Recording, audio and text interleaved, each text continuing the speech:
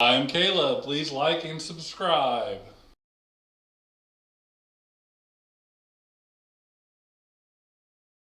Thank you for tuning in to another CryptoBros podcast. We've got a couple main topics involving crypto we're going to go over, and we also have some changes coming with our All About It or Over It. We've decided to do something different today, and we'll elaborate on that later.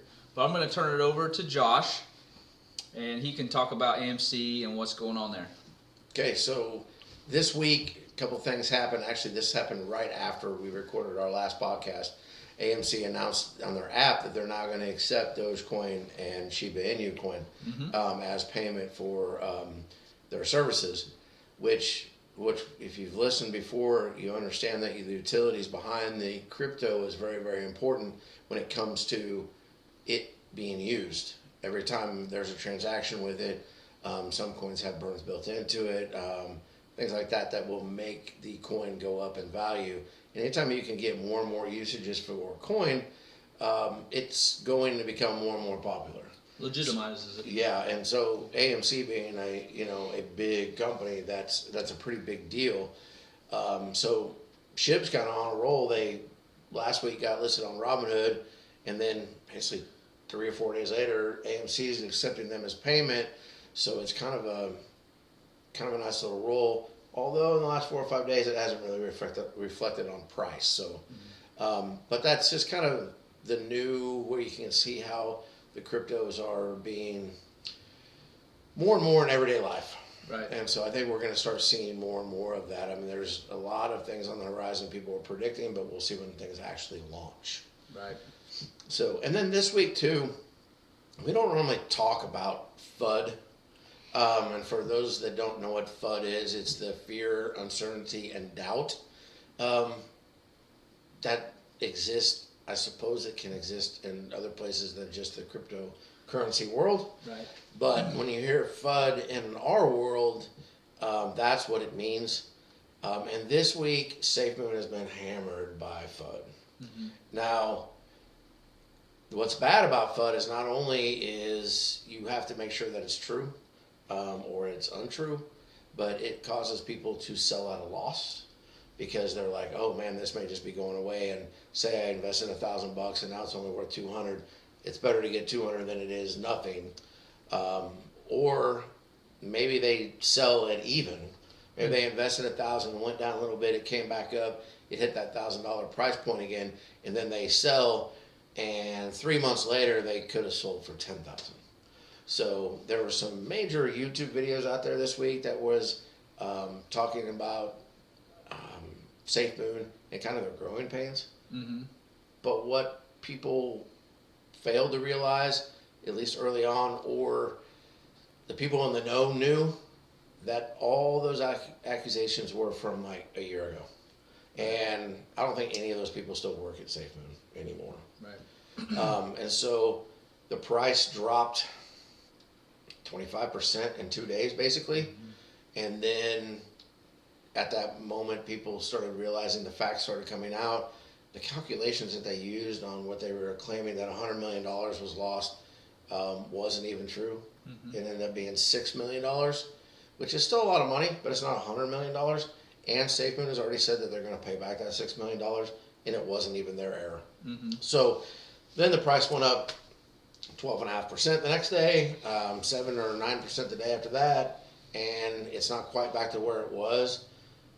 But I think the important thing to remember is that if you get caught up in hype, you're never going to make the right decision. Right. I mean, we've talked about this several times. That's why most people don't get rich off cryptos. Right. Because at some point they panic and they go, I made $200, I'm out. Yeah.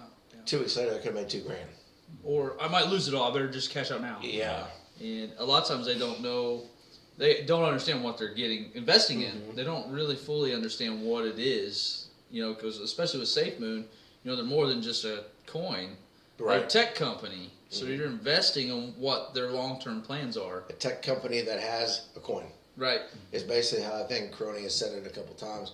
And honestly, guys, that's kind of where we come in with the CryptoBros is it's not that we have access to any more information than anybody else does, at least most of the time, but the fact that we spend our time accessing that information and doing the research on it. And, if people come in and they say, I want to invest in this coin, if that's really what you want to do with your money, that's fine. But if we know something about it that we don't think is legit or above board, then we may very well go, hey, read this article, or this is what I've been seeing trending, and this is this and that, or that guy used to run this business, and this is what happened with it. But if you still want to do it, at the end of the day, do it. But then we can sleep with a clear conscience because we've let people know what we know. And I don't care if I've known you for my whole life or if I've just met you 20 minutes ago. I don't want anybody losing money in this deal. Mm-mm. So, that's kind of one of those deals that you're going to see a lot. And unfortunately, you're seeing more and more of, because people are getting clicks on YouTube, which is causing them to have good revenue streams just by mentioning projects like Safemoon that are popular, and they just throw out whatever information that they want. Fear mongering. Yeah, and you can Google it and look it up, but we're not gonna throw the guy's name out there because he basically just sent a bunch of misinformation out there just so he could get a bunch of clicks. Right. And it worked. He got like 700,000 views. So, but also sent the price of people's hard-earned money straight in the toilet. And some people sold at a loss. Right. People that not everybody was in there made money on that deal. Right. And I bet if I had the stats, I bet you would see a lot of people that lost 80% of what they invested. Right. Well, and then you also got the FUD from people who just don't know what they're doing, like when they're migrating their token, and I won't name any names either on that, but a guy that came out on the pretty big dude came out and was kind of complaining about how he lost all his money, and he had it the whole time. He just didn't apply it properly on his wallet to reflect what he had. And he has several 100,000 followers who think the same thing, right? And then realize, oh yeah, it's there. Right. And honestly, besides him, I've seen people that nobody knows who they are asking questions on different channels, like, hey, how do I migrate my token? Well, that was supposed to be done in December. Right. But sometimes people buy stuff and they let it sit. Forget about it. And they don't forget about it, which is a great strategy. Yeah. But when there's a migration, then that strategy doesn't work out very well. And that's another place where we can help out. Yeah. So, yeah. But really in the crypto world, I think this week that kind of ties up everything we want to talk about. Yeah. We can talk about it for hours, but we know that this isn't something that we want people to necessarily have to invest hours upon hours on. We'll do that for you. But we're just going to hit some high points every week. Right. So, and then next week, what we got coming next week, Caleb? Well, you've been working on our blooper reel. We've been doing this for a few weeks now, and we've got quite a bit of film, and you're working on a few things that are pretty hilarious. It's probably going to be pretty good. Yeah, it won't be near as long as a normal one, but I promise you're going to want to check it out and give it a view. It's pretty funny. So, plus it'll give us a week off, and Caleb needs it. I do. Need to rest.